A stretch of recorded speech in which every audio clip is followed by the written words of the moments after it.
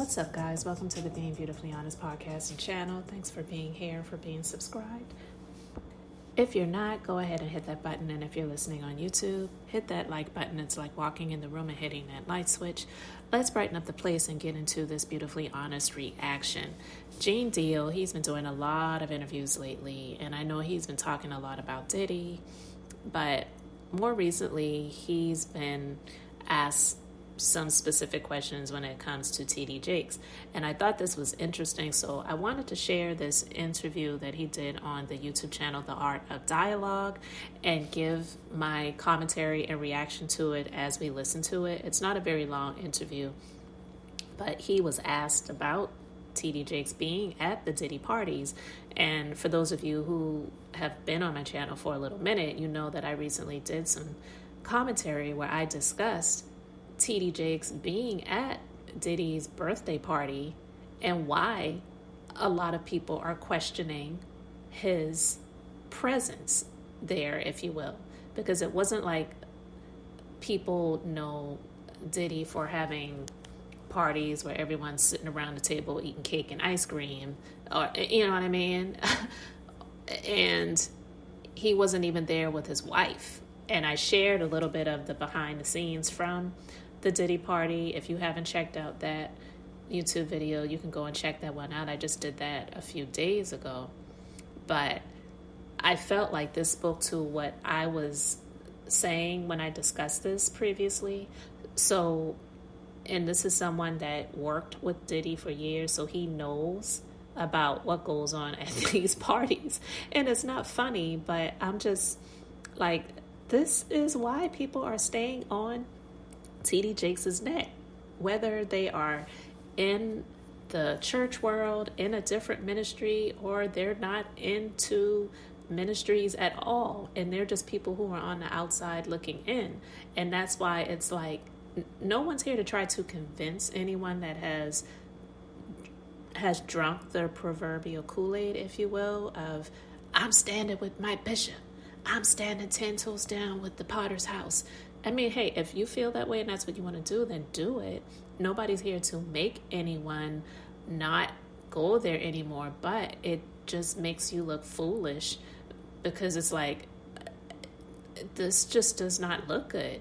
And so I want to share this video and share my thoughts on it as we listen to it. So let's just go ahead and get into this. Gene Deal, happy to have you back on the platform, man. It's been a while, man. I haven't had you on the platform in a long time, man. Man, stop playing, man. I ain't never left, man. Shit. All I did was change clothes. So I want to get right into it, man. How you feel about these rumors surrounding, Diddy and TD Jakes? Man, what I think about it is this, when I grew up in the church, the sinners was not supposed to have the same atmosphere with the saints. You had to be able to separate the two. So I'm looking at him as a saint going to a party that ain't nothing but sin, drinking, maybe fornication, man on man, woman on woman, he on she. But maybe he there to lay some hands on somebody. Maybe to save some souls. I know he got a contract with Revolt, so I'm just like, it's just real strange that he would be found at any kind of Diddy party or any kind of place with Diddy unless it's in a business atmosphere. So you heard that, right? And that's why a lot of people are looking at him crazier, even though the last party that we know of, that the public knows of, that he attended was Diddy's birthday party last year. And so it's just like, he's saying what a lot of people are thinking. Okay, he brought up him having a contract with Revolt TV. Why does he have a contract with Revolt TV? Revolt TV is honestly just nothing more than a glorified YouTube channel that is on some cable networks, but not many. And Tone Talks, he actually broke down the Revolt television channel, quote unquote, situation. So you can go and check that out. If I can find that video, I will put a link to it in the description box because he really broke it down. But that's true what he's saying. He's saying, back in the day, like if you think about it, guys, because a lot of people, I guess, would see T.D. Jakes as this quote unquote saint and see the people like Diddy and the others who are, not into the church or whatever as the so-called sinners. And so you would feel uncomfortable, like letting your hair down, and not saying that you're there to screw people in the public or whatever, like this crazy stuff that we're hearing about now. But most people, they feel uncomfortable being around a preacher, just listening to other types of music besides gospel, let alone having a drink or just, dancing, whatever. So to feel comfortable being in the presence of these so-called sinners, or the sinners being comfortable around the so-called saint at the birthday party. And then he says there may be some fornication going on, male on male, woman on women, he on she. It's like, my Lord. So now what he's doing is he's making the Christians look real bad right about now. And you've been to these parties, right? Oh, yeah. I was there when he was doing the white parties in the Hamptons and the whole 9 yards. So I know what goes on at the parties. If, they probably got a little bit more freakier, as time went on, because they got to the point whereas that they didn't even care. It used to be secretly, where people used to go to, separate rooms and different rooms, and they wasn't doing that out in the public, but now they don't care. Men kissing men and all this other that's just crazy. All right, so you hear that. And he's just talking about sexual things of a sexual nature. I'm quite sure people around there smoking weed, probably snorting some lines off of some mirrors, popping some ecstasy or whatever they do, like in public. It's I'm quite sure not this Candyland, Chuck E. Cheese type atmosphere. This is sexual debauchery and people getting high and all that other stuff. So how could T.D. Jakes be comfortable around that stuff? And some people may say, how could the people be comfortable around T.D. Jakes? But if T.D. Jakes is looking just like the rest of them, then why would they care? So why do you think he was going to these parties? I think that he's going to the Diddy parties, bruh. If he's going, we know he's going to the Diddy parties, and I know that it's, I know what usually happens at the Diddy party, or what we told us happened at the Diddy parties. Maybe he needs to see it for himself, man. Maybe he needs to go there and really be involved in some things that could help save some individuals while they going to those parties. Or maybe he just going to, man, it's hard. It's hard to even talk about. Why would you find a religious man, when you know that the saints supposed to separate themselves from the sinners? And why would a religious man like himself be at a party which ain't nothing but sin that's going on, bro? When it's drinking, maybe fornicating, maybe, like I said, men on men, women on women. It's hard to put in perspective unless he's involving himself what is actually going on at the parties. It's hard, brother. Bro, you can't, I really don't know why as a spiritual advisor to him that they buddy while he got a party with him like that and be at his parties. It's got to be, maybe it's something more that meets the eye. So you all heard that, right? Now, if you watch the video, which I will have a link to in the description box, his eyes go up like, So, and that's a good question. If you're his spiritual advisor, if you're his mentor, why would you have to be at his place versus him being at your place, and your place being like your church when the word is being preached and whatever? Like, you have to be at his party. Maybe there's more that meets the eye. Not saying you couldn't have sent a gift or sent well wishes or sent a happy birthday message or whatever, but for him to just be sitting around there, and I just don't know. And if you all saw T.D. Jakes' hands on that Sunday when he was talking about how he's going to stand with his back straight and chest out, like he's proud and he's unafraid and he isn't guilty of anything. His hands sure were shaking and he was struggling to get that iPad open. You know? You know, I don't know. You know, I've had, I've talked to preachers and I've talked to reverends and priests, but they ain't never came to a party with me or nothing like that. So it's hard to figure that one out, bruh, without even saying, you know, what people might be thinking. But I heard that there's supposed to be some tapes or something that's coming out real soon. And I guess we'll all really know the truth if anything's on those tapes.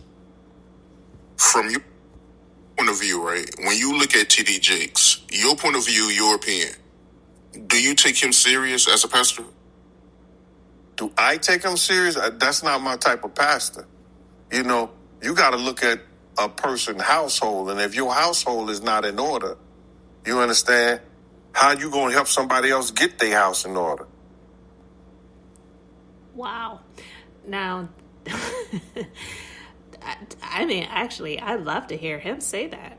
I don't know Gene Deal. I don't know his background. I don't know his present beliefs or whatever. But he said T.D. Jakes is not his type of pastor, because how are you going to be a leader when your own household isn't in order? And I absolutely agree with that. If you're going to be the leader in terms of spiritual leader, and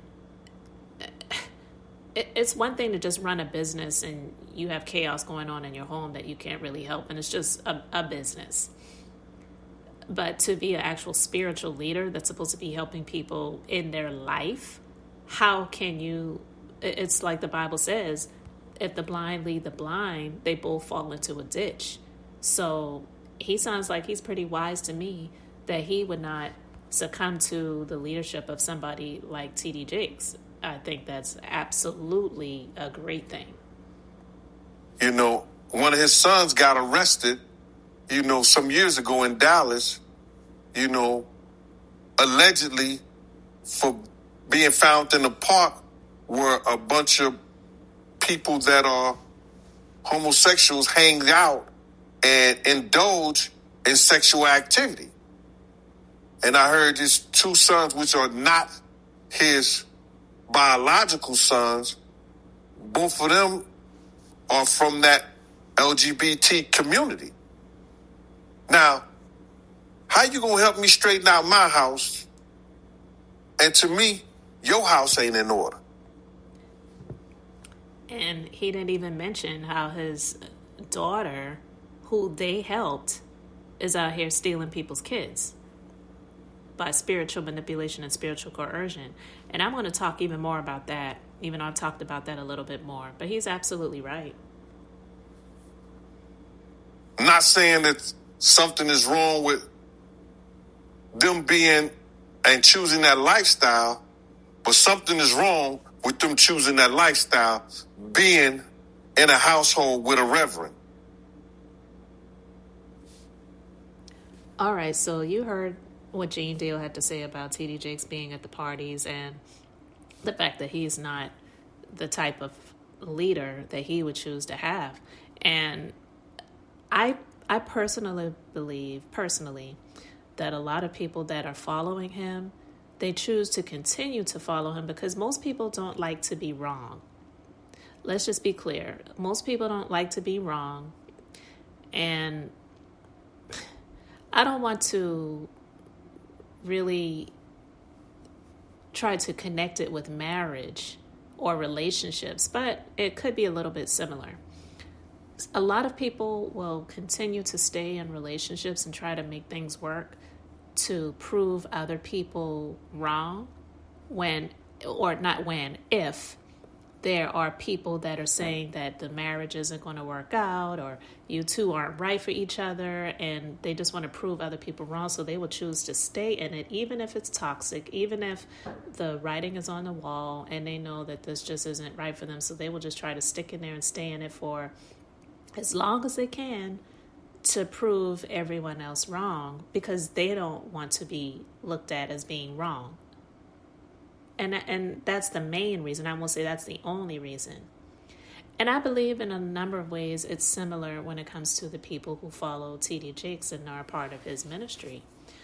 I believe a lot of people, they continue in it because, one, they may have gotten some words that has encouraged them or helped them along the way, and they appreciate that, and they feel like this is their home and whatever. Okay, fine.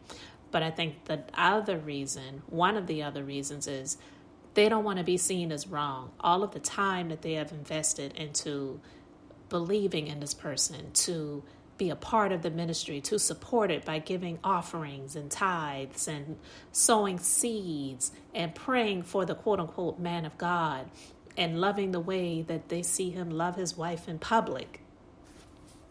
Catch that, in public. The family looks so great in pictures together or whatever, but all of this chaos is going on, and the fire, it's starting from the foundation, it's smoldering. It hasn't consumed the entire ministry yet, and you're just watching that, but you're afraid to leave it because you don't want to be looked at as being wrong, because there have been people that have been saying that man is not a true man of God, that ministry is questionable, the family is this and that and the other, and they were defending them. He's a great man of God. The ministry is amazing. I've gotten so much from it. Like, you know what I mean? Like, they don't want to be seen as wrong. So they will just continue in it until they really can't anymore. Sort of like the people who continue to stick with Bishop Eddie Long when those allegations came out about him. And then he wound up passing away from what a lot of people feel like was the H, the I, and the V, or the A, the I, the D, the S, you know, and that's sad, but you're just your individual self. You don't have any bearings on the choices and decisions that these so-called leaders make. So if you find out that they are not who you thought that they were, don't feel any shame in leaving. It's actually for your benefit. The sooner you know, the better, than to continue to stick in it, because you're out here trying to be this supporter that's going to defend to the very end. And you're not even getting paid to do that. You know, a lot of the people who are doing that, it's not even something that's their job that they're being paid to do. I can understand the people who are working there because it's like, well, this is my job and this is my livelihood. But the ones who actually have been working in it and have been paying their dues, if you will, and getting paid to pay their dues, it's even more moral and more, it's even more morality for them and more integrity for them if they do decide to leave and quit before they get fired or they don't have a job anymore because things have just crumbled to the point where there's nothing left. You know, it takes a lot within a person to stand up for what's right and say, you know what, I don't want to be a part of this anymore, than to just continue to stay in there because you're getting paid to do so. I don't know, but Gene Dale, he made a lot of great points, and I really wanted to share that with you guys. So let me know your thoughts in the comment section. Thank you so much for being here, for liking and subscribing. I'm Beth, just being beautifully honest. So until the next time, I just wanted to keep it brief, beautiful, and now I'm going to say bye.